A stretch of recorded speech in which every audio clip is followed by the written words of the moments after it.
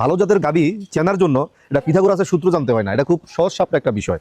আপনি যখন গাভী কিনতে যাবেন তখন এই পুরা গাভীটার দিকে একটু খেয়াল করবেন, ঠিক আছে? আমি একটু এক নজরে প্রথমেই বলে দিই, গাভীটার মাথা থেকে শুরু করে এই লেজের গোছা পর্যন্ত আসবেন, ঠিক আছে? দেখবেন পিঠটা একদম সোজা, লেজের এই জায়গাটা এসে এলের মতো একটু উপরের দিকে উঠবে, ঠিক আছে?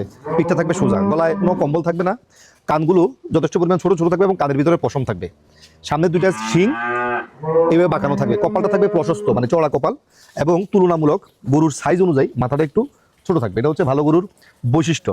এরপরে আসেন পায়ের দিকে। পা আপনি এই হাড় থেকে শুরু করে এই কোণ থেকে নিচ পর্যন্ত দেখবেন পাটা থাকবে সোজা, ঠিক আছে? এবং দুই পা একটু ফাঁক করে দাঁড়াবে, মাঝখানে উলানের জন্য পর্যাপ্ত জায়গা তার পা রেখে দিবে যেন উলানে হাঁটার সময় চাপ না খায়, ঠিক আছে? আর উলান থাকবে হচ্ছে একদম পাতলা চামড়া, এই যে দেখেন, ঠিক আছে? দুধ দহন করার পরে উলান হয়ে যাবে একবার খালি। দুধ দহন করার পরে যদি উলান ফুলে থাকে তাহলে বুঝতে হবে এটা চর্বি উলান, এটার ভিতরে দুধ নাই।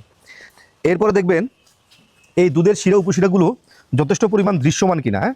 এটা প্রথম বিয়ানের সময় একটু কম থাকে, আস্তে আস্তে দ্বিতীয় বিয়ান তৃতীয় বিয়ানের সময় আস্তে আস্তে এটা আরো বড় হতে থাকে, ঠিক আছে? এগুলো হচ্ছে উন্নত জাতের গাভীর বৈশিষ্ট্য। এই জিনিসগুলো খেয়াল করলে মোটামুটি আপনি গাভী কিনে কোনো জায়গা থেকে ঠকবেন না।